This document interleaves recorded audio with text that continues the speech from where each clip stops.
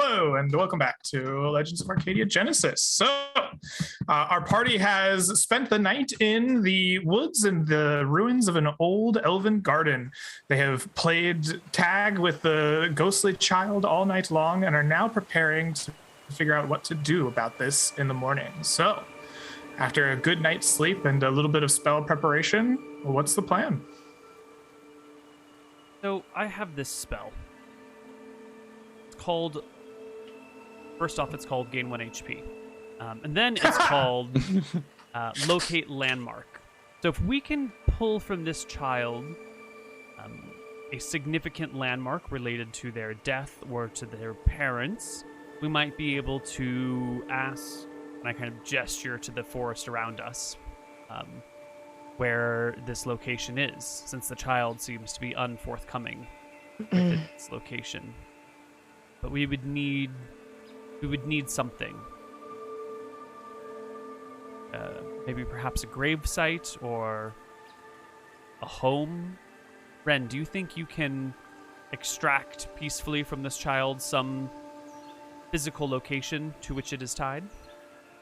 You mean asking a question? Yes, that's probably the easiest way to go about it. I think that's a wonderful idea. And I guess as we're getting ready in the morning, I'm going to walk up to Quinn and extend a hand like this. I'm going to say, so you want to show me where you live? I don't know. I'm lost. By the way, the puppies are tired. You look over, there's just passed out dogs. I'll say, I see. But there must be a place where you usually go to sleep, yeah? What's that? Do you sleep? I don't sleep. I see. Are the dogs sleeping? Sometimes. Weird. So Why do you do that? See. Because sometimes being awake can be very exhausting. Okay. And you need some energy to recharge, and so you can play more tag in the morning, you know? Mm-hmm. So you don't know where your parents sleep either, usually. Huh. No, not recently. Well, how about before? Well, at home. But I don't know where it is. You don't know where home is. I'm lost. I can't find it. Right. Do you remember anything about the way home, if you don't remember home itself? If I knew, wouldn't I go there? Unless it was a dangerous place, I guess. I don't think so. Is your home dangerous? Seems like you should move. I've already moved. Turns out it is not any less dangerous, actually. Oh. Otherwise, I probably wouldn't be here, to be frank. Well, you can stay in the woods with me. I think that is a lovely offer. And I do appreciate that very much. Have we seen any statue? Like, we've seen the statues in front of the cave. Were there any elves there as well? Good question. No. Right.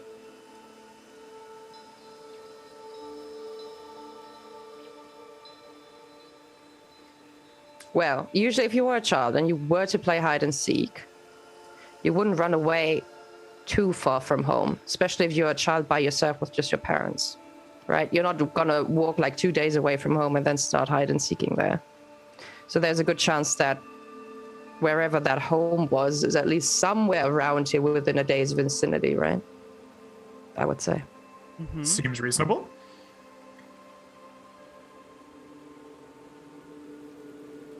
If I was to plant a field, like here, and I needed to transport the fruit back, I also wouldn't be too far off. Seems reasonable. So maybe we should actually just, scout the area a little bit more around the field here during the daytime. And see if what area we find, we seem is reasonable to go to from here. Yeah, now that it's daylight, scout it out. Did we take care of healing stuff? Like, I assume you'll heal the party in the morning. I'm also a proficient healer, so you get 3 HP from me, right? Is it 3? It should be. You need herbalist. a healer plus an herbalist to get 3. Yes, so it would be that's 2. Oh, you're we both. have that. You're both. Yeah. Perfect. Yeah. Then 3. How much HP do you guys still need? You go I'm and at 12 out of 21 then. Okay. And Koibu, how much HP do you need? I'm at 8 out of. Where's my character? 8 out of 15. Add another +2, Neal, because we got full rest yesterday. And 3 plus 3 from full rest. Well, he already added +1 I already had from last yeah. time. Okay. So I'm at and 10 there's out of probably another 15. 1 or 2 from good berries, right?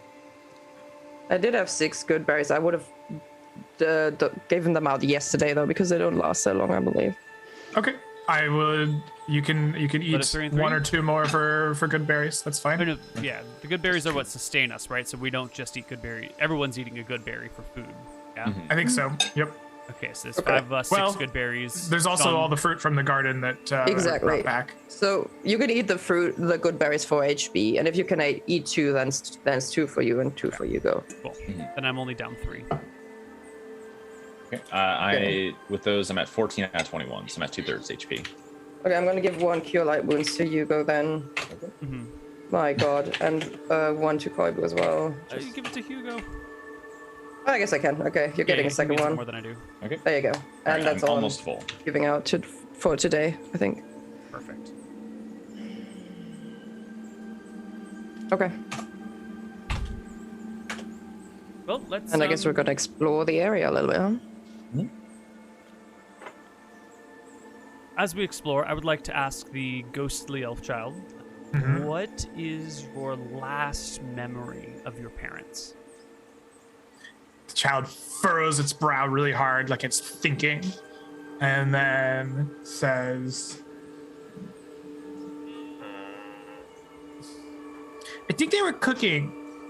It's gonna be dinner time soon. I had to go play. Did they cook outside over a fire, or were they inside? He thinks really hard. Inside? Big tree. Inside a big tree? Okay, here's a fun game. What color was the tree? Brown. How tall was the tree? Oh, Was bigger it? than you. Could you wrap your arms all the way around it? Not me. How? If you were to wrap your arms around it, could you reach at least to its sides, or was it so big that your arms couldn't even reach both sides? Do round things have sides? Very good question. You're a smart little kid. Okay, how long would it take you to walk all the way across the tree when you're inside? How many steps?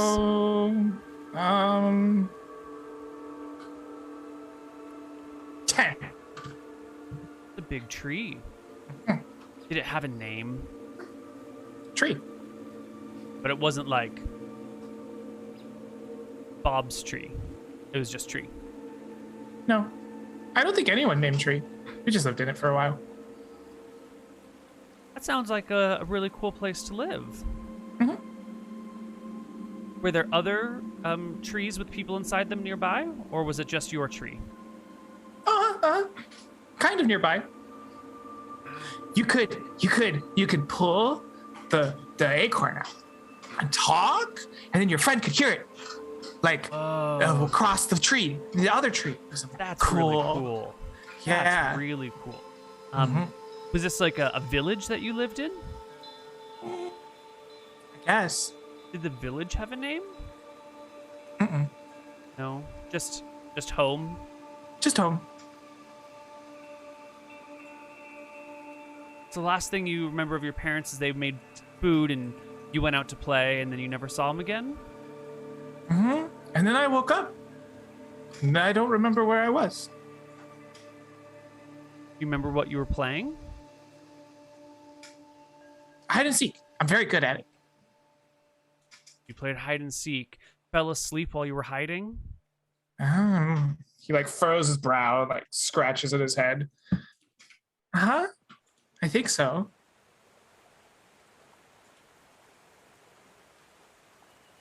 Consult my notes. I'm looking for a climbable tree. You're in a forest. There are many. Excellent. I'll take the best one I can see. All right. You, I presume, can climb a tree. This is a task that you can do. I am a half-elf druid. I assume it's going to be fine. I'm leaving my backpack down here just in case, but yes. All right. Yeah, you climb a tree. And I want to see if I can see a grove or something. So I'm going to climb quite high up, I guess. Okay. Actually, I'm going to ask Gergi to assist me because he's a master climber from what I can tell. I'm going to say, Gergi, the two of us are going to try to find a grove of really old, really big trees. Big enough that someone could, like, live in them. Okay? Can you help me with that? Very helpful. You give munchings and crunchings? Sure. Yes! He just scampers up the tree. Okay, right. So can you give a good look and try to find a big grove. You look in all directions and you take some time. Eventually, you and Gergi decide that far to the east, where it looks as if the kind of river that you crossed when you first entered this area is close to meeting the water's edge that you can see from your very tall tree. You see a darkened part of the forest that is tall and large, and it's difficult to tell with the naked eye, but you agree that if there were going to be trees that you could walk through and live in, that they would be where in this grove where the kind of river is meeting the water on the eastern edge of the forest. Okay, I will carefully climb back down. Gergi jumps down from the tree and lands next to you, like munchies and crunchies. Okay. I guess I will give him some leftover stew that we had from the garden. Does he eat stuff that's not meat? You will, but disdainfully. Right. I promise I'll get you something better as soon as we find something to hunt. Slurps at it. Sorry about that. Yeah, and I'll explain to Rook what we are looking for. Old trees on the coast. You remember when when the river met the forest? Do we have time to take care of this? Why do you think the Medusa's getting a replacement ox in the meantime? Very well. I guess I'm not in a hurry to face down any more snake women. So I guess we will journey to the coast. That's probably half a day there. Mm-hmm. About half a day, yeah, maybe a little bit more. I think you get 3 tiles of movement through the forest, and you're low-key in this first tile here. So yeah, half a day, probably less. And you begin making your way through the forest. Gergi is a very proficient guide, as you have come to realize. He winds you through the forest tiles and in and out of trees, sometimes more circuitous than you would expect, but you find yourselves without any encounters. You have shirked the large beasts and strange snake women of the forest, and after a kind of circuitous route through, you find yourselves at about midday in a very large and dark grove. Here the trees grow tall and thick. Every single one of them is probably many paces around. They would kind of maybe give you the image of the redwoods in California when they were being cut down. this kind of like oversized grove. The darkness here is deeper, like shadows pool upon shadows inside. The light from the kind of sun that filters through the canopy here, midday sun, seems to do very little beneath these like great dark trees. You can see the underbrush growing underneath the forest kind of comes to peters out and disappears underneath the great trees here. Is the elf still with us? The elf child? Yes, yes. He has taken quite a fond liking to your dogs. Tries to steal one to play with it as you march through till it tires out. It's fine. These trees are old. I will run my fingers across the old bark and take a deep, deep breath from the, thick air around here. I say, this is a wonderful place that your family has taken care of. You recognize these trees?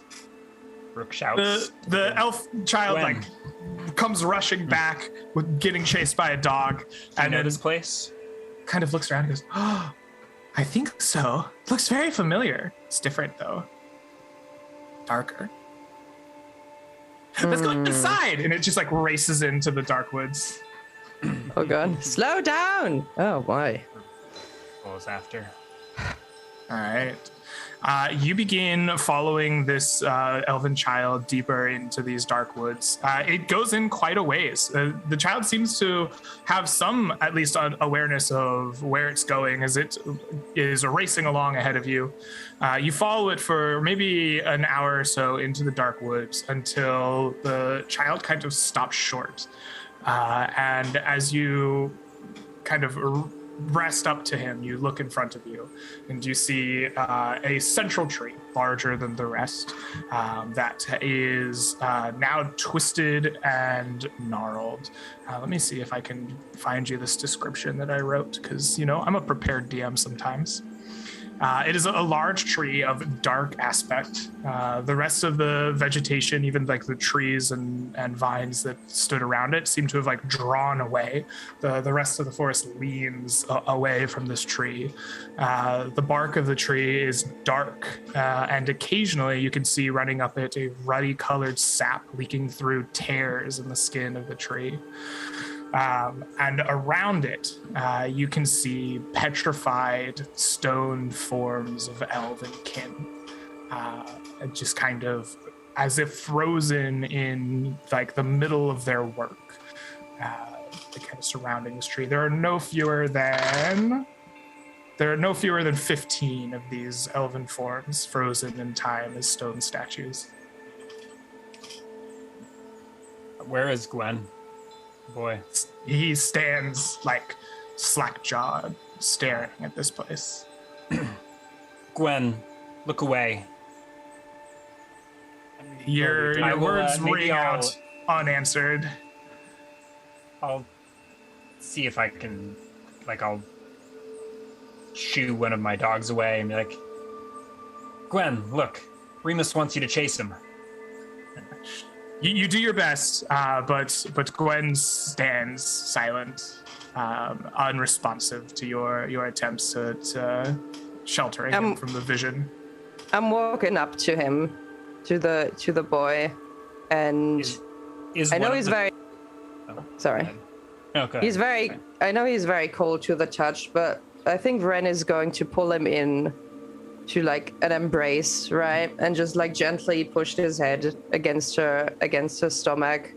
And if you look at the two of them, you can see that there are some very quiet tears rolling down her cheeks as well, because this is one of the saddest things she's seen in a long time, and it hurts her very much. The trees, the people living here, this is like just, very, very painful for her as well.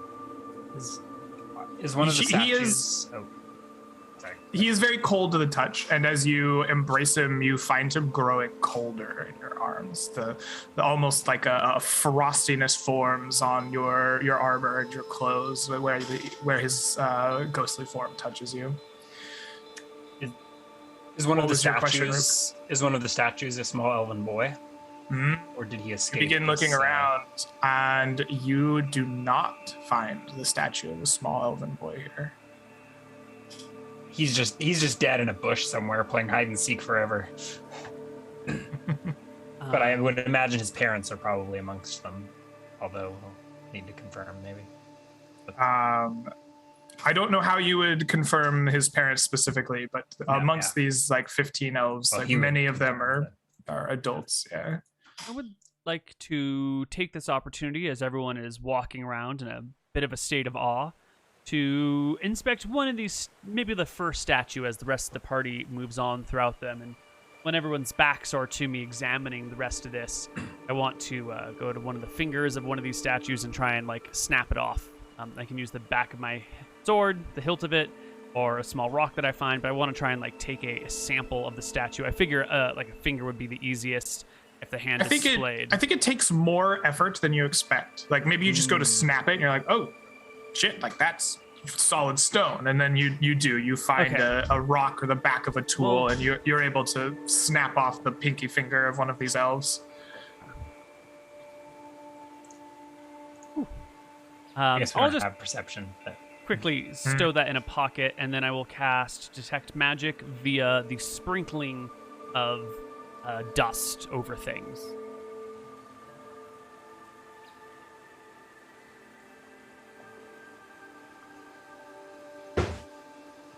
Over a 10 by 10 area.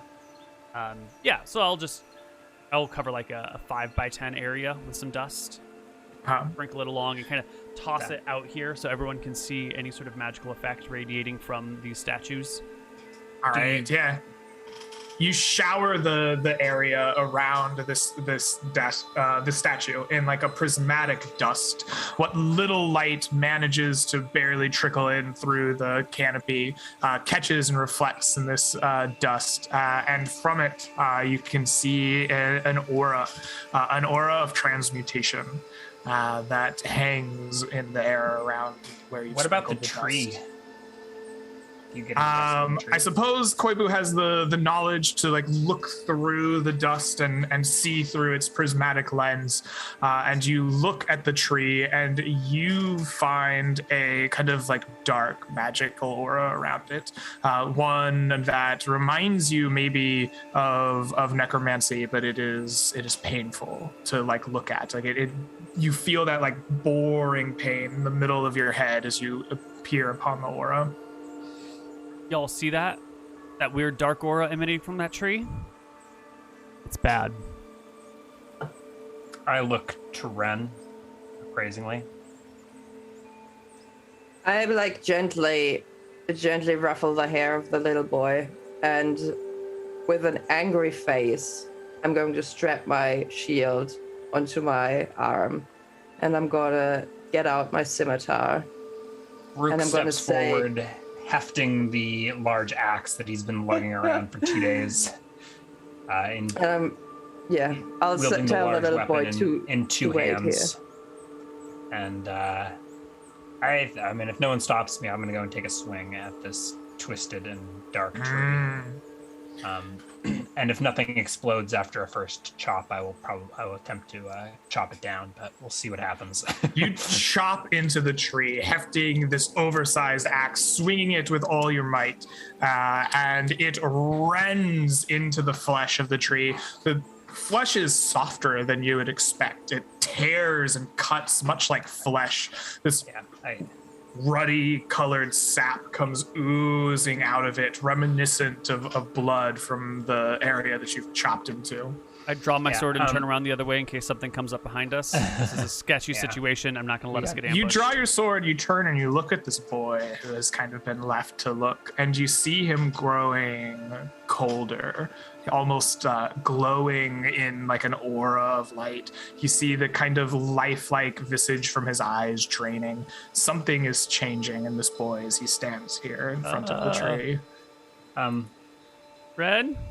Rook doesn't speak Elven, but he's a smart cookie and he's been on the border, so I think he knows enough like Elven curses that like as he hefted this axe engraved with Elven runes, he like muttered I don't know, to hell with you or something, some curse at the tree. And if nothing immediately jumps out, you'll heft back and continue swinging as if to upend this tree and rid this grove of this, All right. this I pest. want you to make me a strength check. And a success will indicate that you chop this tree down before the boy transforms. And you succeed. I knew I should have taken the lumberjack efficiency.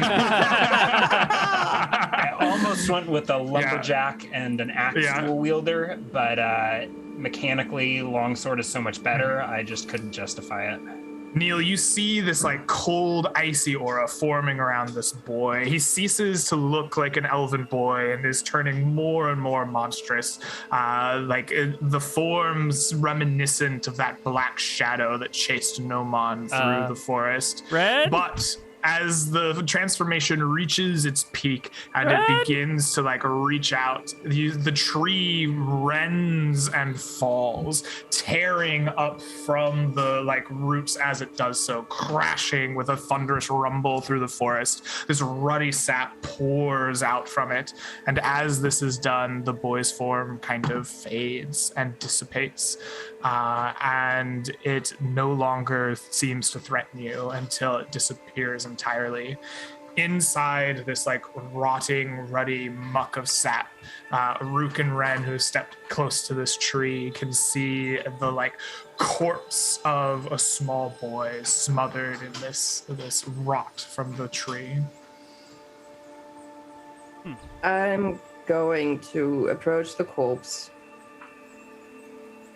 and I'm going to pick him up, or try to pick him up as he's covered in all this sap. You do so, and as you pull him up, you will see that there are like dark tendrils like attached to the boy. As you do, you kind of like rip him out, and it seems less like the tree was feeding on the boy and more as if the tree grew from them, almost as if the corpse that you hold is the seedling of this awful tree. Yes, and I'll say I refuse to think. I refuse to think that all this darkness and all this taint came from him. I say whatever happened to him, I don't think it was his fault. This venom comes from the serpent, Medusa. The bitterness and resentment is enough to taint even the heart of a pure child. Did the child have any pockets? Neal, for the love of Christ. I asked a very You simple try- question. You can Perhaps- try to go for the pockets Perhaps if you should want take to, a but I finger don't just think... as a sample. So Neal, do you reach into No, I the just corpse observe. in Ren's arms and attempt to root around in its pockets? No, I just asked, does the corpse have any pockets? The corpse is wearing clothes, and it does have pockets. Yes. Do they look like there are things in them that are sagging or dragging towards the ground? Boy, I don't know. It's covered in all this slop and muck from the tree. There's like root tendrils growing from the corpse's body. I think I'm just you looking out for could- Nomon, because I figure he's going to want to steal whatever in those pockets. yeah. I see. Throw Nick under the bus while he isn't here. Jeez, I don't know. This one seems a bridge too far, man. Shut up, Nomon. Get the things in the pockets. We need them. We talked a little bit about elven burials, I think, when we found the first, that elf in the river. What do we usually do here? Funeral pyre appropriate, or? I think the way Ferris worked in the other thing was, I don't remember what we did in lag. Never mind. This is lag. I think that Rook, if you don't remember, then you just probably didn't internalize the. They didn't want teachings there. Yeah. The last elf was a betrayer, and they didn't want to give him a proper burial. Did Krob check for magic around here? There is a Tree was floating prism of dust that you could look through to try to gauge the potential auras of things. I'm going to ask him if he spots anything around here, except for the taint that came to this tree. I described the statues and the magic that comes off of them, the magic that comes off the tree. It's also. I think that the magic that comes off the tree is like fading, but you now see was centered upon this boy. Okay, Ren takes a deep breath and she says, I think we should move backwards a little bit. I have something I need to do here. What would be the proper way to put an elf to rest? Rook asks Ren. I say, it's a shame to put any of them to rest, but it is, we're giving them back to the earth that they came from. Compost heap. And I will quietly lay down the body of the boy near the stone statues. You know, I'm still covered in ugly sap, I guess. And I will motion backwards so the party walks back a little bit. I'm going to take my hand into my pocket and pull out. I guess I want to pull something up, but then I remembered how the little boy said you can pick acorns from the trees around here. I'll try to find one of those acorns. And I'll take it up to my necklace, my walnut, and I'll crush the acorn against the walnut. And I will cast Entangle. And I will entangle the entire area with the statue. So everything is just a huge overgrown field. So all the trees around have their roots reaching out towards the statues. And I will cover up, you know, all the pain and all the taint that has happened here in one huge entanglement that nobody can just easily walk through, you know? Mm-hmm. Yeah. All right. And I know it probably has a duration and ends, but I think maybe it doesn't this time. You know, maybe the trees will decide whether to cover up this place or not. So. All right. So you do. The vines come forth and wrap both around all of the statues and the remains of the horrifying dark tree that grew from the spot, and cover it all from sight, wrapped in the tendrils and roots of the forest. I think the axe is still like wedged in the stump or something like that. Mm-hmm. Okay. We'll leave it there. Tangled. Excellent. I'm sick of being encumbered. What a lovely gesture.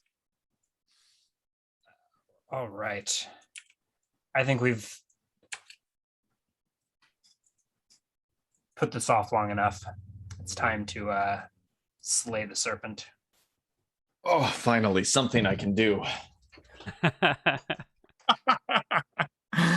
All right. So, leaving this dark, twisted bit of the forest behind you, and putting the soul of a young child to rest, you make your way back across the forest, through the same kind of circuitous route that Gurgi leads you by, until you once again find yourself at the bottom of a switchback leading up into the mountains. Can we camp at the garden one more time? I believe that's probably a good idea, seeing as that you've probably rode half a day out to the east and then back. The light is waning. So taking a stop and resting at the garden is quite reasonable. Ren, do you have any magic or herbs that combat poison? Seems like every time I go up against these snake women, I find myself getting bitten and incapacitated. Well, I've done this thing on you before where I slow down the poison, but if they bite you, you know, or poison you, then eventually you're going to be under the influence. I can only hold it off for so long, unfortunately. Really do without another one of Hugo's self-righteous lectures. I know he's just a boy and full of piss and vinegar, but... Well, next time you feel the stun coming up from the poison, maybe just stick the fingers into the ears, you know? They're going to be solid plugs until you move again. I'm sorry I'm not strong enough to actually cure those poisons yet. I will be one day, but, you know, I'm... Well, let's hope I live to see the day. I would like to cast Locate Landmark as we're going to bed. And Okay. the landmark I'm looking for is the Medusa's lair. I expect us to be headed in the right direction, but maybe it's got a second lair that is more famous or well known. I also just need to burn a spell slot. So Okay. I will roll knowledge of all creatures within the range, and pose to them a subconscious question: where is the Medusa's lair? Unfortunately, most of the creatures in the range are the party, and we all think the lair is in the mountains. That might be How does that manifest? I know this is your custom spell, right? So when you beseech the knowledge of creatures in the area, are you a Disney princess? Do the birds sing to you like the lair's over here, or do the trees all sway in a direction? How do you get your knowledge from the spell? Part of the casting, one of the components is a compass that is not consumed. Any sort of makeshift compass will work, and you hold it in your hand and you pose the question, and then the north direction of the compass just points in the direction. It doesn't really give you a distance, it just gives you a direction. So it could be, But it does pull million birds miles that way, or animals are included as creatures, right? So if the fishes know where, I don't know, I guess we're not, right. If the birds know where the Medusa is, it'll all right, pull things. excellent. Your compass spins and twirls as your spell is cast, and eventually settles in a direction back up towards the mountains, vaguely the way that you came from the switchbacks before. You think, based on your own experiences, that it is pointing you towards that entrance. Direction we're presently headed. Yes. Cool. Okay, that's all. All right, excellent. So you get a night's sleep and get yourselves prepared to go take down a Medusa. How's the party feeling after all of this is going down? You're finally going to go take down a Medusa. You've had this strange encounter with these ghost children. What's the mood like here as you settle down to sleep for the night? How is the party feeling? tense. Rook is silent. I don't know. Tending to his blades, he cuts a small strip off of his winter blanket to make a blindfold for himself. Very clever. Yeah, I don't know.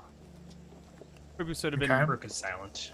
disassociating the trauma of the elven child and the families and all that murdered stuff going on, just sort of like ignoring that aspect of it up until we've reached this area. And now, in sort of mental preparation for the next day, he's sort of dropping away from the mechanical nature of the adventure and sort of trying to engage with the emotional core of what's been going on and what this monster has done to this people here, to the nature of this area, the horrors that have occurred here, and trying to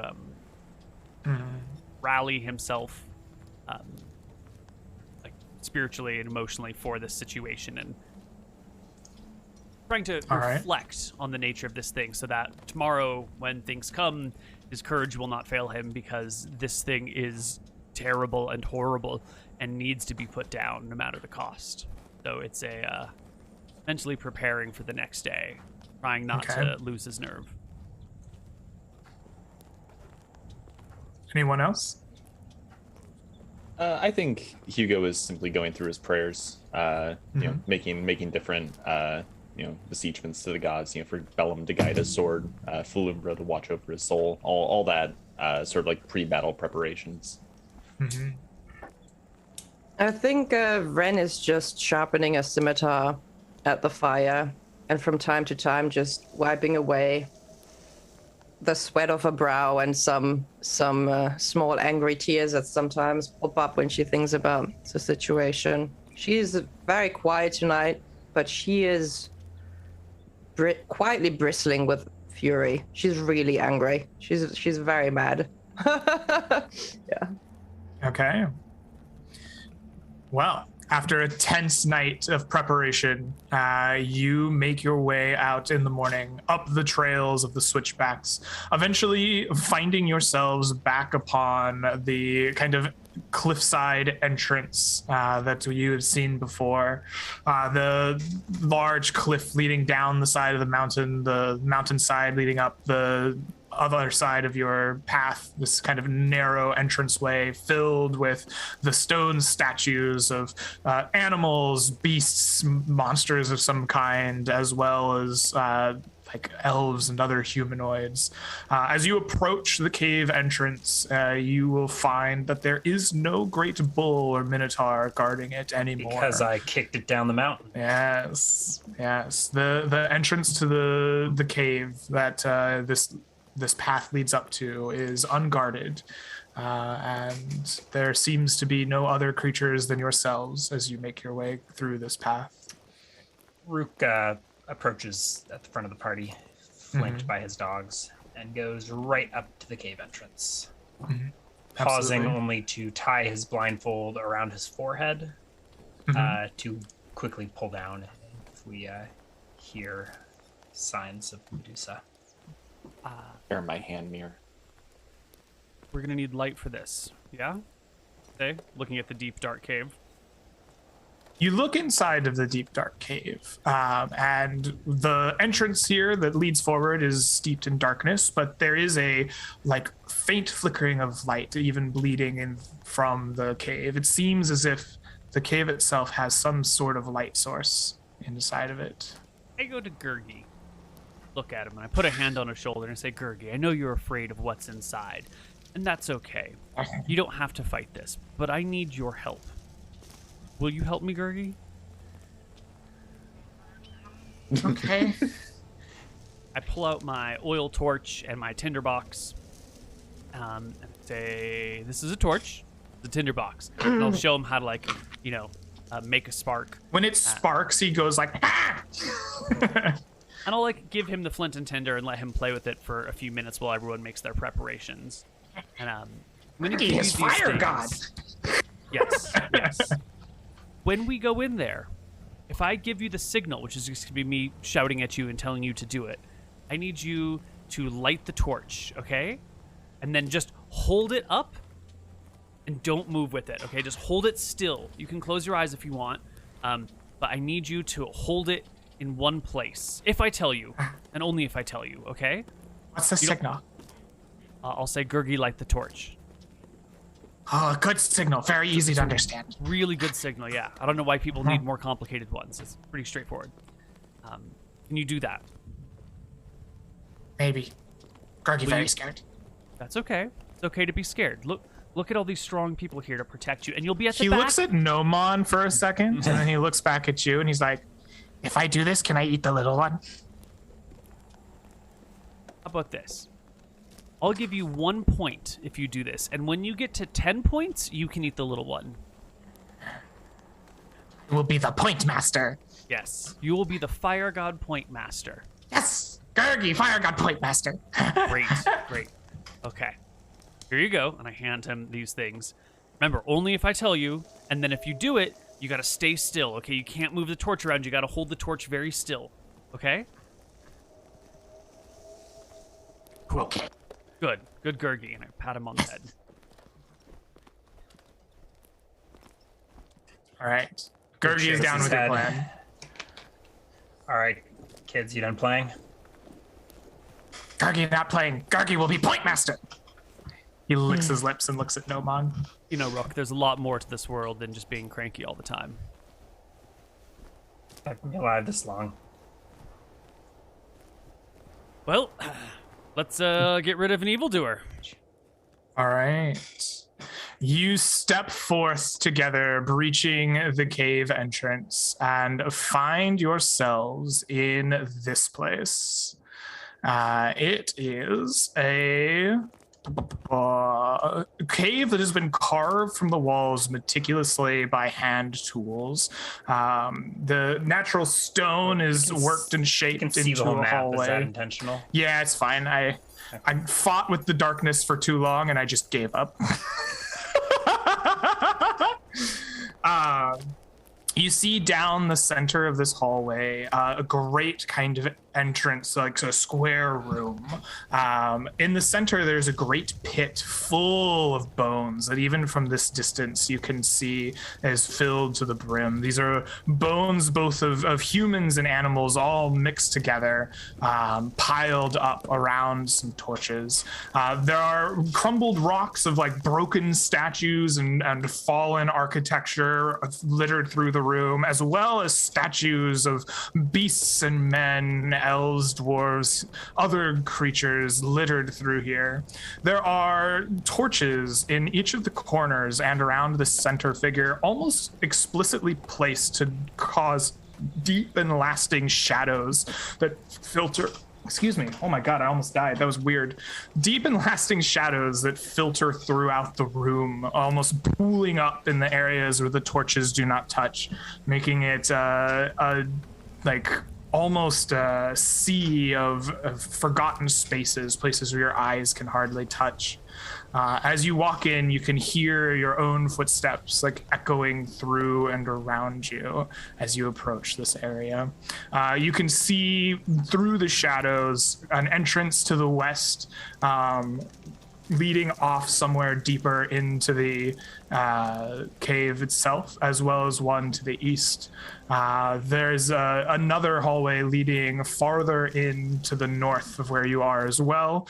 And from it, you can hear the noises of slithering and sliding and scraping, almost like this is almost like a great host of noise comes from that direction. You said to the north for that? Yes. All right, Rook steps forth, eyes cast down at the ground. Yes. We've seen animal statues, correct? Yes. Rook,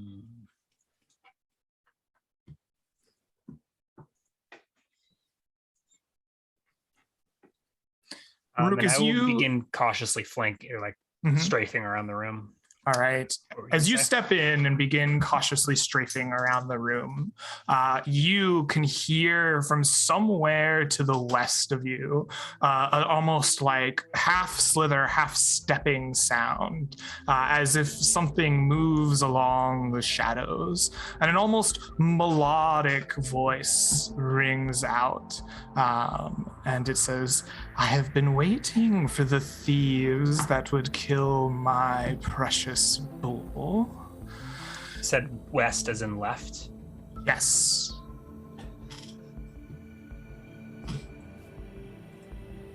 Your venom has corrupted this land long enough. Prepare to meet your fate, serpent. And Rook will start moving that away. Dogs out of character. I probably don't want to risk the dogs, right? Yeah. Or do we? Nope, don't risk the dogs. Dogs on guard duty here at the door, growling and kind of circling near the entrance.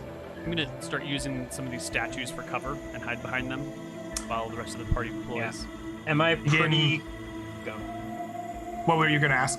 Am I pretty confident that it's coming from this, or did it sound like it came westwardly and seemed to almost move and drift through the shadow as it spoke?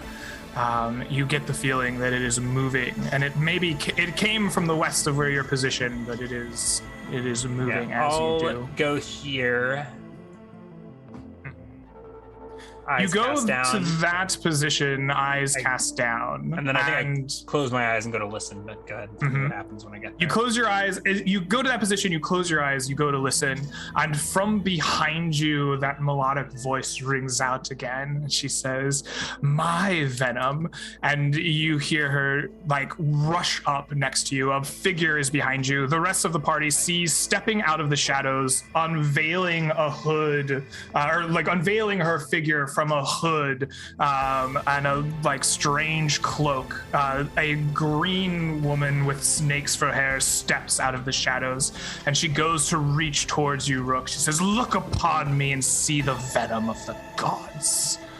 And I think we will roll initiative from this position. Can I pull my blindfold on before? I guess I probably should have declared that as a ready action. I think that is a fine thing to do on your turn. On my turn, okay. Yes. So I guess my eyes are already closed. But, sure. but I think that probably means I only get one sword this first round. Quick question, Greg. Sources of light that are shining on this creature are from here and from here? Any of the bright things in this room are light sources. Does the creature cast a shadow in any direction? Yes. Which way does the shadow go? The shadow will go in light from here and here and here. The Would it have shadow two will shadows? briefly. It probably does have multiple shadows. Its most prominent shadow would go like this. Perfect. Right.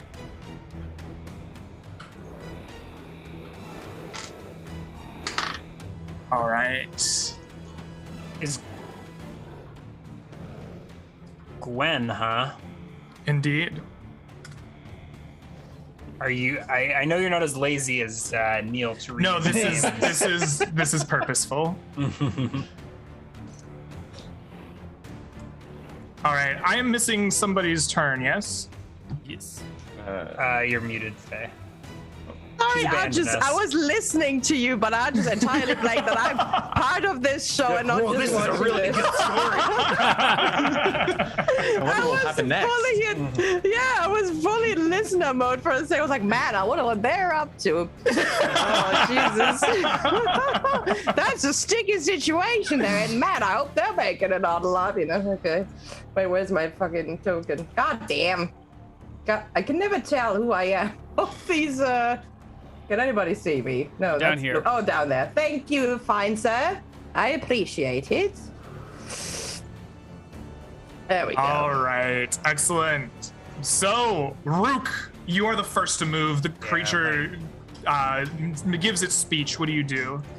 My left hand reaches up to pull the blindfold over my face as I whirl around with my sword. Do you want to give me a chance to roll a check to see if I can locate it, or should I auto miss because I thought it was right behind me and it looks like it's further away? I will give you a check. I think you are pulling your blindfold down, you're turning, you're in one kind of motion trying to identify this creature. You've been wisdom. listening to it. I think that No. okay. Perfect. Even with my excellent judgment, I think I reach back, I feel out Yep. with my sword, and it's Yes. not there. I draw my. I think I auto miss, or maybe I step forward to locate it. I draw my offhand. Yeah. I think that's I exactly can't what locate it. happened. I think I heard her behind me, and I whip around, and there's nothing there. My sword strikes air. Perfect. Step forward, Koibu, coward. you and the Medusa will go at the same time as Rook slashes at the air, attempting to blindly strike at the creature. I would like to roll an auto miss just so I can get my Yes. extra attacks going. Yes, absolutely. Natural one. Well Nice. Excellent.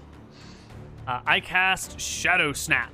It gets a saving throw versus spell to negate, but otherwise, a blade will plunge out of the air into its shadow, pinning it to the ground, immobilizing the creature from the legs down. Until the Absolutely. blade is removed somehow. You cast your spell. My dice rolled way far away from me. No, the creature saves. You see the sword come crashing down upon its shadow, and the creature moves at the same time, and your sword just kind of passes by one of its shadows as it flickers. The light is from multiple sources. It just changes at the last moment. Your spell does not stick. Then I'm going to move and hide behind the very large statue here, putting the statue between me and the creature while I figure out my next course of action. Right. The creature will step forward. You hear its movement rush towards you, Rook, and it screeches out almost in anger, "Look at me!" And you can feel a whoosh as the sword it holds in its hand comes whisking by towards you. It rolls a +7, so 16. Will a 16 hit your AC? I have 12 AC, and I'm blind, so effectively 8. Excellent. It will strike at you. You take But it's using a sword and not like a poisoned snake or something. Oh, it has those too. It has. Please take from me 1 point of damage as the sword tickles your chin on the way by, as it screeches in anger and lashes at you. Who is still looking at this creature? I guess Koibu was attempting to cast a spell. You will see after it slashes with its sword, it takes its offhand and just pulls its hood back up as it is in this near shadow, and it disappears to your eyes. When it pulls its hood up and disappears. Yes. All right then. Oh my god, the bitch stole a cloak. Unbelievable. I'm even madder now. Holy shit. Oh, you need to see creatures to get OAs when they move, correct? Yes. Yeah. Okay. All right, excellent. Hugo, it is your turn in the initiative. What will you do? Yeah. Okay. So, I guess I'm charging at the space where I think the Medusa is, because I can't see anything. So I'm going to go to that same spot, assuming she hasn't moved much at this point. I'm just going to try and charge and swing wildly with my sword and see if I hit something. I'm not closing my eyes, but I am casting my gaze down. Okay. You are averting your gaze. So you would, if she were visible, averting your gaze would still give you a % chance to look into her petrifying Yeah, 20%. eyes. Yep. Perfect. All right, so there's that. So I think looking down gives me a -2, but I charged, so +2 to hit there. It would be a back attack if she's there. That's It would true. be a back attack if she's there. Okay, I'll just make it a +6 and assume that. I mean, if she's there, I hit something, I think. Your 25 is true. You smash your spear into empty space and it finds purchase. Please roll me some damage. Is that a critical hit? That is a yes. That is a critical hit. Is she actually invisible, or is this just like a cloak of elven kind? She is using a cloak of elven kind. Well, she takes 6 damage, and I think I hit her in the back. So I'm gonna call out. Like Hugo puts on a very stupid voice and says, "Loathsome wretch, come and fall under the might of my heroism." And then I'm gonna look away and I'm gonna hold the mirror up and hope she looks at me and catches her own gaze in the mirror. Excellent. All right. You hear the hisses of snakes from right nearby you. Ren, you hear this amazing poetic song. What do you do?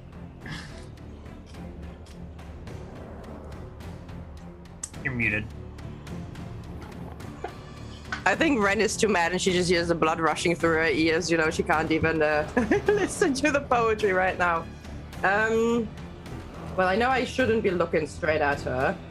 And where I am, I can't even see properly what's going on, I guess. So I'm going to take my little walnut. I'm going to ka-ching it against my scimitar to set it on fire. To cast Flame Blade. And then with my eyes on the ground, I'm going to start moving forward, trying to discern from the shadows where the rest of the party is. I'm not sure if you want me to roll a check. I mean, I can hear they're somewhere over there. But I'm just looking at how the shadows are forming on the ground to figure out where I have to go approximately. Okay. And you begin looking at shadows. There are deep pools of them everywhere, but your party members cast them. You can identify shadows on the ground. Right. Do I manage to make it up to either next to Rook or next to... If you're just averting your gaze, you can move normally. Yeah. Right. So I'm just gonna walk up. Chance to accidentally see her. Yep. Yeah, I guess. Yeah. Oh, you just walked right into her. Yeah. Oh, I did? Well, I didn't see it. I guess I bump into her like this, And then I take a step back. Yeah. All right. That's my turn. Excellent. You go racing up and bump into something, fall back, averting your gaze, trying not to turn it into stone. Excellent. I have lost my initiative tracker. Why? Yeah, it just kind of vanished. Oh, there it is. Yeah, that was weird. Okay, there we go. So that brings us to the end of the round. Rook, I don't believe you get extra attacks at the end of the round. Nope. Not Next this round. turn. All right, everyone, please roll me some initiative. Oh my god. I guess that works. I'm just holding the mirror up, shaking, hoping she looks at me. Heard it loud. Sorry.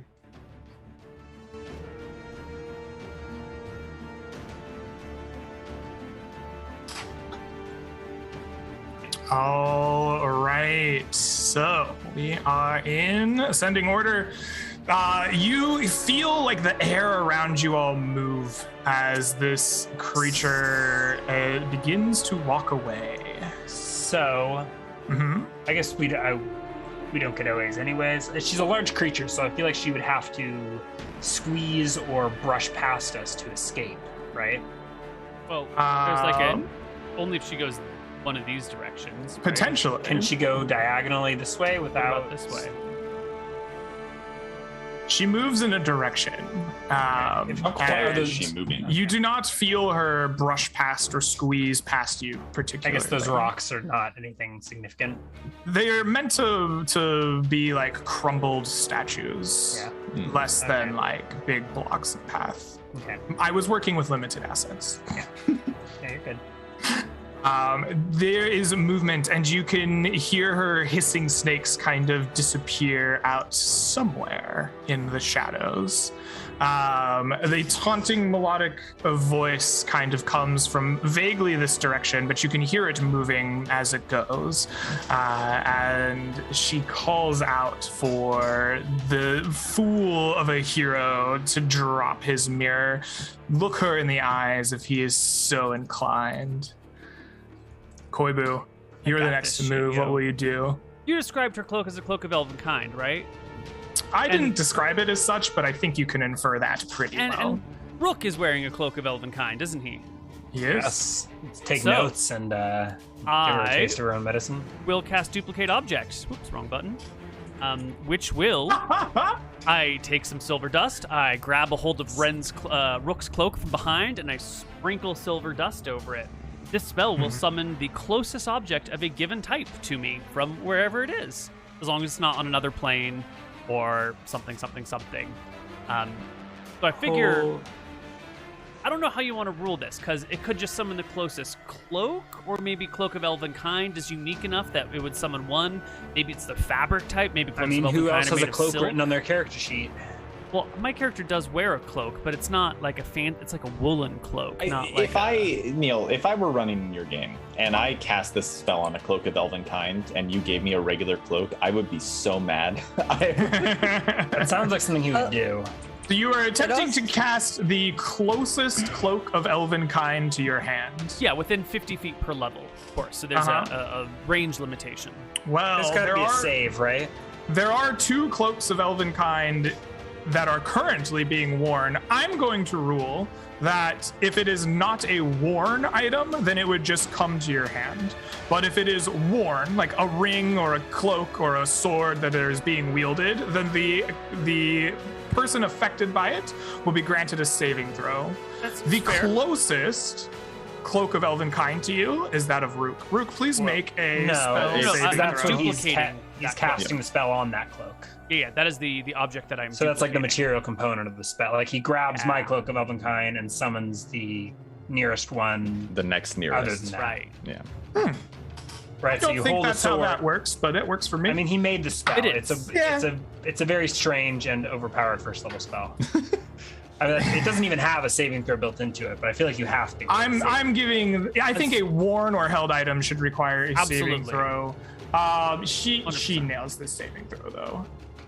Hold on. Yeah, no, she succeeds on the save. You cast the spell, but unfortunately, the cloak does not come to you. Here's the DM hack spare. Hold on. The spell seems, I don't know, questionable. It's There you go. yeah, maybe. Like It might need it to be seems like adjusted. it's not very useful except in certain situations. I mean, I guess that's 2E, but like in this case, that would be pretty.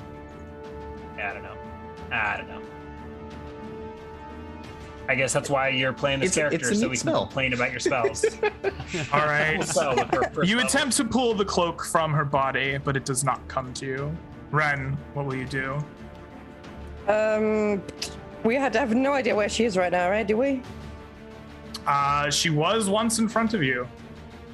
He has moved. But it sounded like she moved, right? Mm-hmm.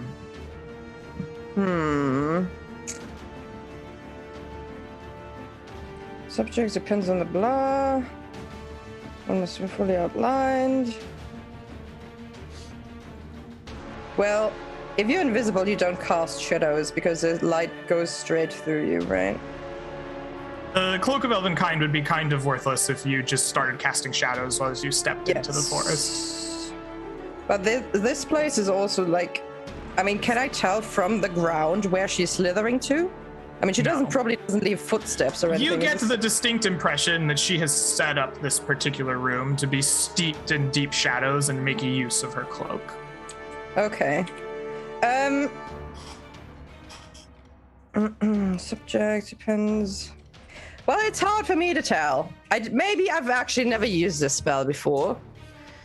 Because it's a very specific spell, but I'm going to attempt to crack open a walnut and blow some dust into the general direction of where I figure, where I heard the slithering going, and I'm trying to cast fairy fire in the direction of the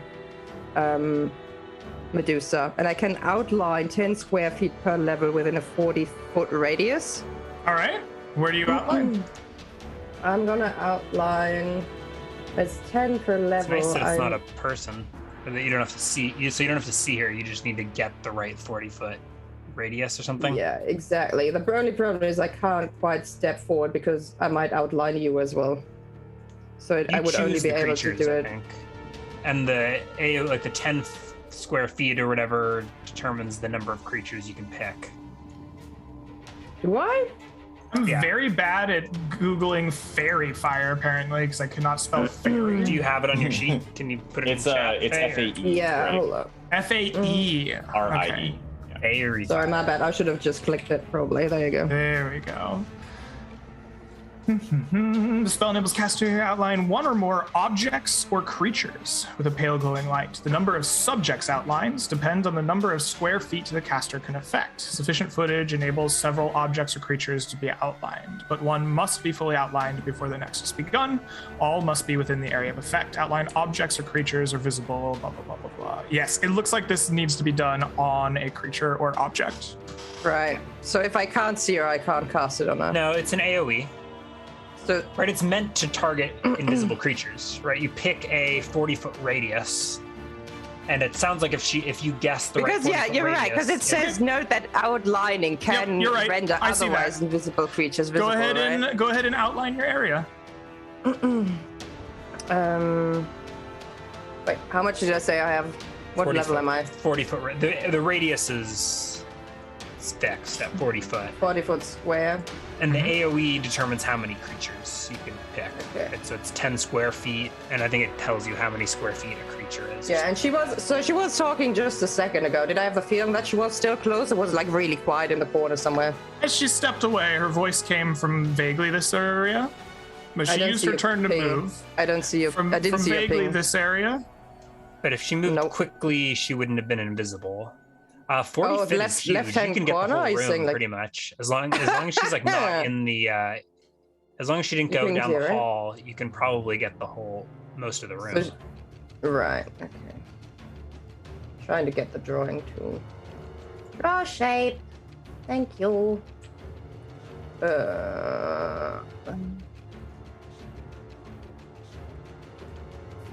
Wait. Did I say feet or did I say it was feet, right? That's 10, 20, 40. Well, a 40-foot cube would be like this, yeah? That would be 5, 10, 15, 20, 25, 30. Oh, but it's radius. What's radius? Oh, then it is. Really? Okay, well, then it is huge. Okay, never mind then. Oh, yeah. Looking about something this big. Yeah. That's not 40-foot radius either, is it? No. It's 20. I think they and roll 20 spazzing out. 10 square feet per level is the AoE within a 40-foot radius? What? This is a very big spell. Yeah. Well, kind of. Yeah.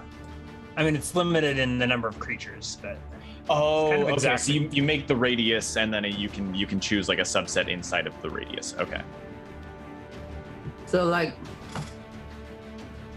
That's pretty huge. That's like that. Oval, but it's a circle. But yeah, something like that. Just put more squares in there. It's gonna be fine. Why is God roll 20? I think it's a You're 4th level. I think Ren? that's about it. I think that's about the right size. Yeah, that's it. The pink one should be correct. Right. I mean, Yep. 10 square but feet per level with no, that's the 40 surface area. radius? Yeah, 40-foot radius. So this is why you need to learn your own spells so that the whole party doesn't spend 10 minutes arguing, looking them up for the first time. I don't believe that you cast this spell and everything inside that circle is lit. It's limited No, it surface starts area. with the first, and it starts with the first creature, right? It goes over time. It starts with the first creature. Basically, the AoE is this. Okay.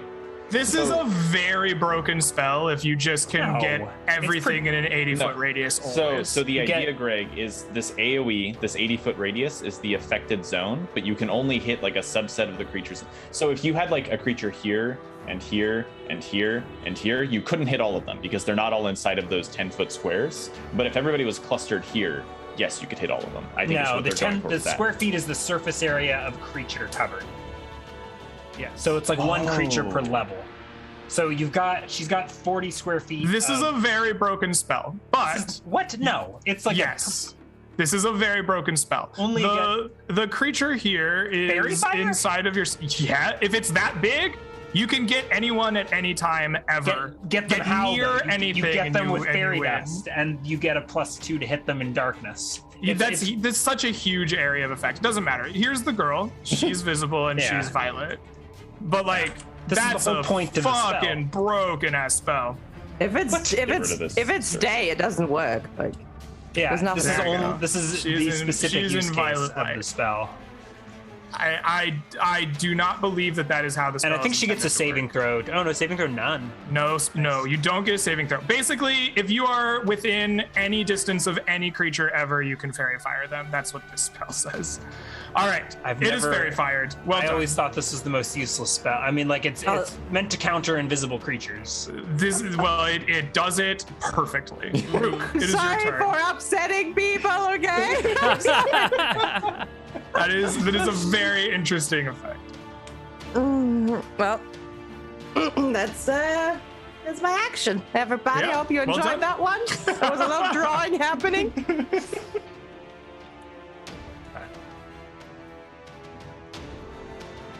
Rook, there is a glowing violet covered yeah, well, Medusa I can't see, nearby. so I'm Yeah. like, where is she? Rook, 12 o'clock.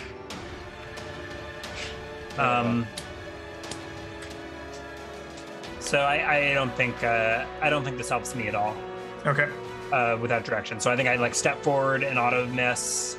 At the end of the round again, I'll get another attack, but I think I use my offhand to pull my own cloak of elven kind over, and apparently I turn invisible. All right. Sounds good. So I'm taking like 2 steps forward, slashing wildly at the air and missing. Absolutely. You pull your cloak over your head and you turn invisible. Very nice. We'll make you like yellow. Hugo! There is a All right. glowing, violent creature around him. I'm gonna go ahead and close. I'm still looking down, and I'm holding the mirror in front of me, and also like moving it around, so it's not easy to avoid looking at it. And I'll say, "Fight poison with poison." Which of us do you think will meet your gaze first? And then I'm gonna swing at her again. All right. Go ahead and make a roll to hit. That would be plus. Is that her back, or is she looking at me now? I can't She's looking at you. Okay, so You're plus not getting a back attack by walking up to her. tell. 15. I don't know what that's. gonna do. 15 will hit. Okay, so D8 plus 3. And then if she's, normally there's a 20% chance every round for me to meet her gaze. I would argue with the mirror, if I'm taking that risk, she probably should be as well. Okay. D100 me. Okay. I do not need it. Neither does she. Okay. All right. That is the end of the round. I get a second attack. You get a second attack? Go for it. Oh, that's the wrong. Well, I'll do 10 damage if I hit. I don't hit. All right. You do not hit. Excellent. Everyone, give me some initiative.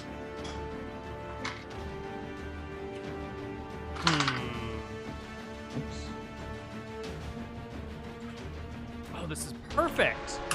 Oh my god, I never thought I would have an opportunity to do this. I was just looking at these spells being like, God, they're all so useless. But today, in this Right? situation, That's usually what you say when you see Fairy Fire spell list. But today, if she can fail her saving throw, I've got a bunch of really useful spells. But she just All right. Well, how did this keep fucking up? Stop being 6. You're an 11. There we go. I am so tired of Roll20's little idiosyncrasies. All right, Koibu, it is your turn. What is your spell?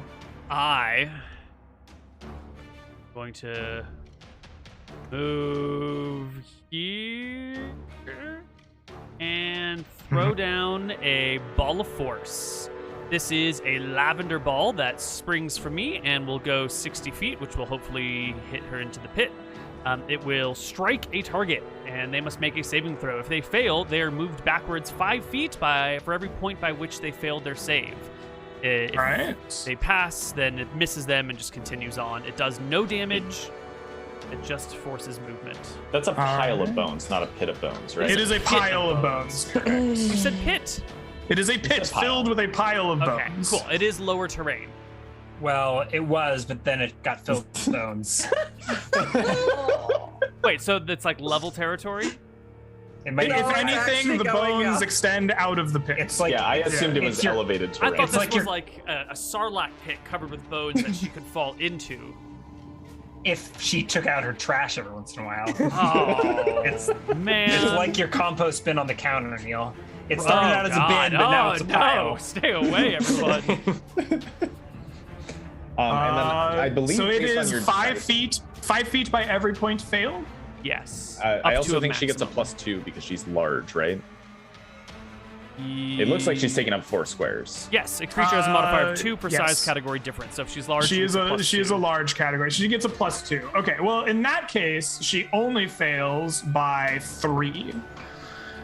So she will get knocked back 15 feet. I don't suppose I get an attack of opportunity for a person thrown by a ball of force. 15 2E's feet. vague as hell, but typically forced movement does not. Yeah, no, provoke OAs. force movement will not provoke an OA. She's Yeah, just it's- knocked yeah. back out of your range as the ball of force smacks her against the pile of bones in the center of the room.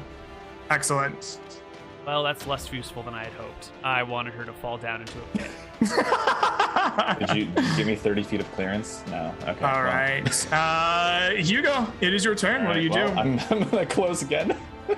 Continuing to hold the mirror out in front of me. So I'll get my attack, which I believe hits again for 7, and then It does indeed. you want, unless she's looking away from me, we both need to roll D100s here. Sure. Why not? Good. So don't you turn to Oh stone? my No, god! you want low. Low is good on D100s. In the 20th percentile, you're turning to stone, dude. No. Whoa. When you do, There's a these skills- 20% chance 1 Yes. through 20 turns you to stone. in AD&D. Yeah. When you roll Unle- D100s, you want low.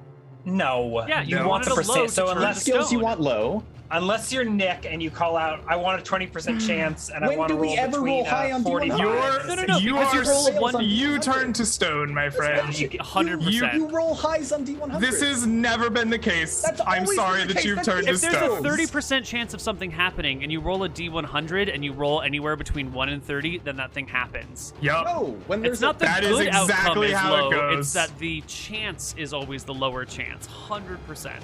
100%. the good Hugo, outcome you is attack low on her and look into her eyes, All right. and you turn to stone. This is Well, this you get- one. Wait. You get Is the there a saving saving throw. throw versus spell? Yeah. Yes, you get a saving Yeah. throw versus Save- spell. You 100%. accidentally look at her.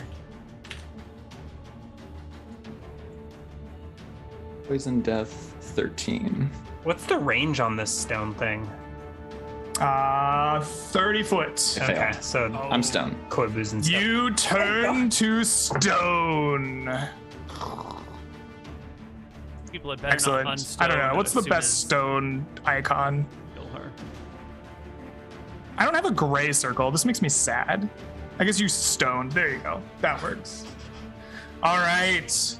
Rook, you see your companion I attack don't the creature see shit. and turn to stone. All right. Without further direction, I'm bumbling forward. and bumbling forward and invisibly trying to locate the Medusa. I will probably make one violent attack to keep my attacks rolling. All So right. maybe I'm visible for a moment as I continue bumbling forward. All right. Excellent. Where is she? The Medusa goes. She cackles out aloud at this foolish person who would meet her gaze, and she steps forward around the stone statue that is Hugo, and she raises her sword against the blinded. And invisible. So I've got you're a invisible. 90, Well, I've got she a doesn't see you. 95% chance to be invisible or something like that. Yeah, okay. You're invisible. She set this layer up so that you are invisible. And because it's a 95% chance between a 1 and a 95, I'm invisible. That is correct. Unless I'm Nick and I call it as between a 3 and a 97. No, you are correct. That is the way that works. You're invisible. You don't have to roll for it. I forgot. She could. I forgot. I mean, I made at least one attack. So like, Nah, she doesn't see you. So she instead will step over here towards this person, which I believe to be Koibu. And she will raise her sword and her snakes will hiss at you as she makes an attack with a 12. I don't believe that hits you. he's wearing chainmail. You're muted. He's fine. Oh, he's not She muted. attacks. He's talking to the wife. She attacks and the snakes hiss. Ren, it is your turn. What do you do? How much space do you need to charge again? 30 foot in a straight line. Well, but I can move and then charge, right? Not the whole, or does the whole Well, movement that's need what we to be the did. charge? That's what we did in the previous session. So yeah. So I can sidestep and okay, so Yep. I'm gonna reel back a little bit, like over here. Pow. And then I hope that's gonna be, and then that's like exactly 30 feet, right? Mm-hmm. And I see the back of the Medusa. I don't know how much that matters because she has snakes, but maybe they're turned towards Koibu at the moment. And I'm gonna give it a good old charge attack with the scimitar. All right. I have no idea how much to hit do you get from that. We'll see. I'm just gonna attack and then we'll see how it goes. +2. You're gonna get +2 from Yeah, back attack, +2 and from the plus- fairy oh. fire, +2 And then- from a charge, Oh yeah, and then -2 if you are trying. and then -2 if you're trying to avert her gaze. I don't No. think you get +2 from the fairy fire. Well, I get because 1, she's I think. invisible, so it should be -4. But then she's fairy fired, so is it a total No, of she's -2? outlined. I don't think you. She's the outlined in invisibility suit violet. works. Opponents gain a +2 bonus to attack rolls in Okay, darkness. and invisible are revealed. Okay. But if you're averting your gaze, that's -2. I If you avert your gaze, it's -2. So a total of +2. Total +4. Charge 4. and back attack. Back. Yeah. Back there. Yeah. I'm not sure how heavily armored she is. If that's gonna be enough with a 14. You roll a 14, and that is not enough. Your like charge goes wide, it clatters against the stone statue nearby her. But I Right. hear all of this, You do. and I whirl around. Excellent. You whirl towards them, and the next round of initiative begins. Use your attack at the end of last round, yes? Yeah. So That's what I thought. All right. Probably move myself. just so Sean isn't lonely and the only one who's stoned, I feel like Koibu and Faye OSD 100s. I think that Faye attacked from the back, and that's fine. I Okay. think that Koibu probably owes us a D100. Yeah, I was trying to keep the statue between me and her, but if I guess see it's that the she eyes. could have snuck up on me. Yeah. Okay. It's D100. cool. Yeah, we've got. 20% have or to- lower. I see her face. I see a snake. Mm-hmm. You are fine. Excellent. So Did I I roll? have I didn't. Did I? Goddamn. I have need of one more. There we are. So we shall make this ascending order again. Hugo is frozen in time. the Medusa is first to react. The Medusa feels a little bit pressured here. She has been cut and bleeding, and she drops that scimitar from her hand. And she lunges forward at you, Koibu, with the snakes of her hair, and they rip and try to bite at you. You tell me, does a 16 match your AC? It does not. The snakes bite at your chained armor, but their fangs cannot get through. Excellent. Rook, it is your turn. What do you do? I will step forward and attack. I think I can find the right square. I've heard all of this. It was like There's a lot of noise going on. it was 5. Yeah. It's like 5 feet behind me. I can step and make my attacks at -4. -4, please. Yeah. Yes. Just a second. That's 4. 2 attacks. There's a 1 and a 2. Ooh, That's a very nice. critical, right? The I 19 will not -4. crit AC 15. I don't get back attack because I can't see her. You can't see. Right? Nope. So Just a regular hit on the 19. She's outlined, right? So you get a +1 from that, no? No, I'm not blindfolded. He's 'cause you're not blindfolded. He looking at all. can't, he Yeah, can't never mind. gain Yeah, the yeah, makes benefit sense. from fairy fire. That makes sense. Yeah. I forgot the blindfold. All right. She 5 takes points an of damage. additional 5 points of damage. She is looking quite worse for the wear as your blades tick away at her health. She bleeds an ichor across the floor that Rook cannot see, but is wearing her down. Ha! I found you. Ren, what do you do? I guess I'm still averting my gaze, but I will stab at her slithering tail from behind. Okay. Oh, you stab at her slithering tail. Real nice. You are unable to I'm find just purchase. so mad. I'm so mad. You know, I'm trying to stab at her. I outlined her, everything, and I'm just too jittery. You know, sometimes when your great moment is happening, you're just too nervous, and it She is passes now by. in melee combat with you and has kind Yeah. of turned to like give you both the flank of her. Please roll me a D100 as you avert your gaze. Do you have to roll a save every round, or is it you get 1 per combat? It's every round. Every round. Yeah. Well, there You go. are fine. You do not meet her gaze in combat. Koibu, it is your She turn as her maybe- snakes bite at you. Facing these ones now.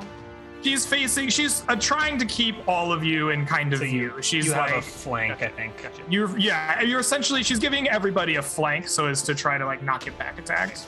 So I still haven't drawn my sword yet. So my pack is near the front door. I'm going to grab the cloak off my shoulders and try to leap on this creature and put my cloak over her. I'm going to try and like, put a hood over her head, essentially a makeshift one with my big flowy, flappy, cloaky thingy. Absolutely. So You do this. Give me a attack to meet AC 10, just a touch attack. nope. No, Nope. You come leaping at her unarmed as you dive at her snake-like heads. You miss. Your cloak cannot cover her, and the snakes snap back at you, trying to bite as you get close. With a 17 this time. I don't think you can get an OA with a snake. I'm giving him an OA with a snake. The OA is usually like if you got a sword and someone Yeah. has to lunge past. Yeah, but my your sword hand is and- getting into the He's snaky bitey range. attempting specifically to get near the snake heads. Yeah. They're biting. No, I think it's Does a legit. 17 hit you? No. All right, he's fine anyway. Usually Excellent. it's actually an OA with +4 to hit. Actually, you know what? I don't have my sword. I don't have my one-handed fighting bonus. A 17 does hit me. Excellent. Please take for me 2 points of piercing damage and make me a saving throw versus poison. Excellent. Love it. Here's my poison save. TPK Totally incoming. passed. Oh, But I you did succeed. roll 1d100, and it didn't go well. This is the same. Oh, this is This is your round. You get bit by the snake, but you catch a glimpse of her horrifying gaze, and you turn to stone. But don't I get a saving save throw. to turn to You get stone? Oh, you save. Yes. You get a Versus save spell? versus the stone. Save versus petrification. Actually, we did it wrong previously. Pass again. Lord. You feel the oncoming stone and poison, but you shove it down. You will not turn this Will day. not get me hard today, woman. Rook, I believe my. at the end of the round, Yeah, I think this is my. you get an extra attack. No. Ooh, but you will miss. All But I right. was using a sword and not a blanket, so no You're opportunity fine. attacks. Yeah, no opportunity attacks against you. All right, let's roll into that next initiative. All right.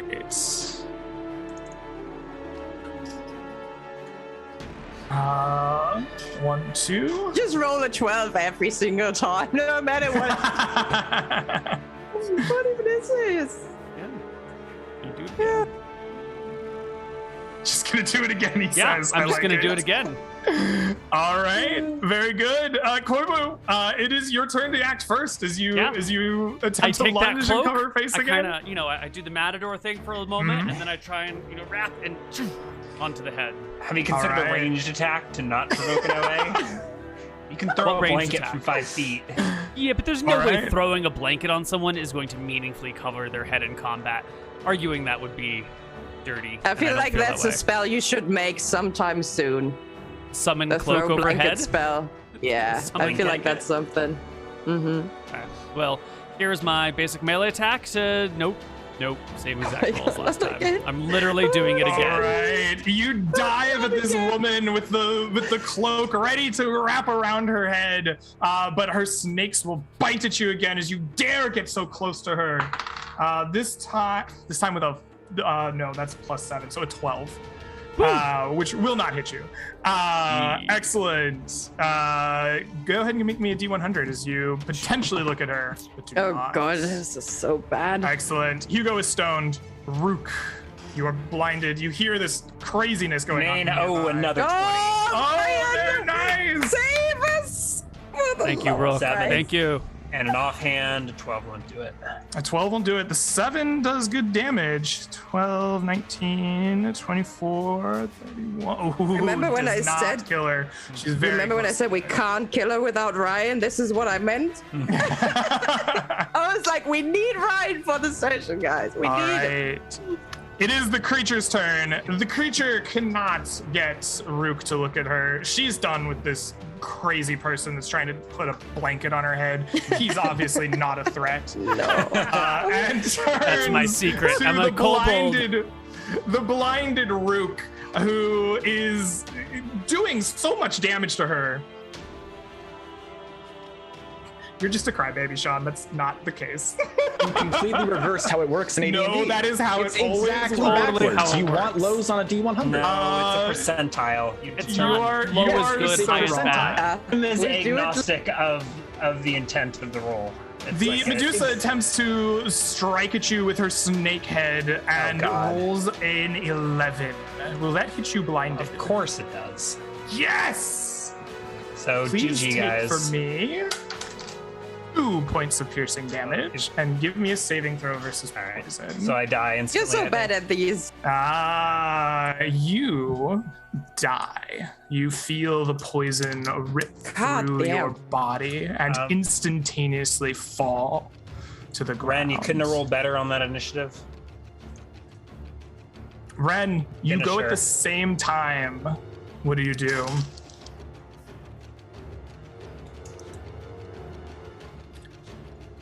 First, unmute yourself. I'm so upset. I just unplugged my headset. I'm sorry. Whew.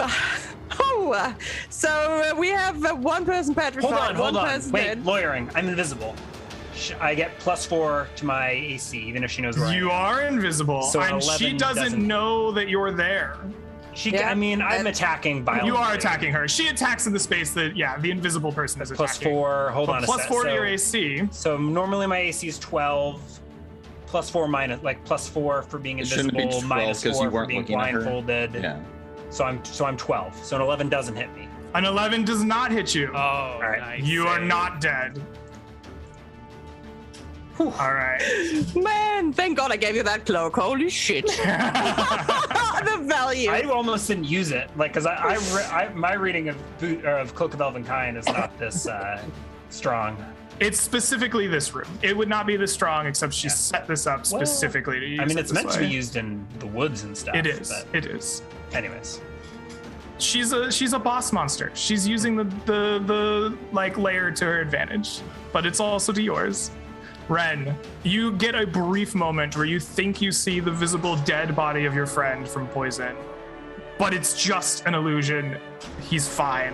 What do you do? Try to stab him with the scimitar, Greg. And I missed rolling again for you the second missed. time. Oh! All right. The end of the round, I don't believe anyone gets attacks. Well, since I avert my gaze, I still got to roll though, right? You do need to roll the D100 to maybe see your gaze, yes? All right, you're good. All right, initiative again. I'm gonna have to pick up my sword this round because this cloak over the head shit ain't working. Oh, we rolled a 6. Okay, we're on it. right. I'm on it. We're getting it. One time. Here we go. Ren, you are the first to react this turn. What do you do? I stab her, Greg! I fucking stab her in the neck! That goddamn bitch. Okay, we're rolling damage first and that's a time crit. with the That's a crit. That is a crit. Double fire blade. damage. Yep, double Okay. damage. We're rolling 4. Wait, what am I rolling? Wait, usually it's 1d4 plus 4, isn't it? I was so excited I already closed my fucking notes. Hold up. I think it's 1d4 plus 4? Is that correct? Haven't you had that spell, Ryan? Yeah, I think it's 1d4 plus 4. It does Yes, change it's based on 1d4 the plus susceptibility yes. of So the it would creature, be 2d4 plus plus 4. 8. No, plus 8. Oh, does the damage? Oh, Yeah, it's like 5 to 9 damage. 14 one- damage. She's got 1 HP. All you needed to do was You I wanna- slice through her with a flaming blade. The snakes on her head pop and break, and pus oozes from them. Her body burns in the flames of your sword, and she dies with a horrible screech as she does so. You attacked her and had to look at her to do this potentially. Yep. Please make me a D100. Yeah. If I die like this, it was absolutely worth it, is what I want to say. 14. Please make me a save versus petrification. I paused! Take this! One last fuck you! Oh my god, Excellent. yes! Look at it. I think all my neighbors are awake by now. No. Excellent. And so the Medusa dies. The 4 of you now are standing in this now empty room. The flickering of the torches, the only sound. You can still hear some like slithering and the sounds of hosts to the north, but they do not seem to be approaching or getting closer to this room. And you are left to your own devices. What do you do? I go look at Hugo. Actually, Hugo. we have hit the 1 o'clock mark. Should we take a break here? Because we've been going for a long time. I didn't realize how long we've been going. Yes. All right. We'll see what happens to the rest of the party on the other side of a break.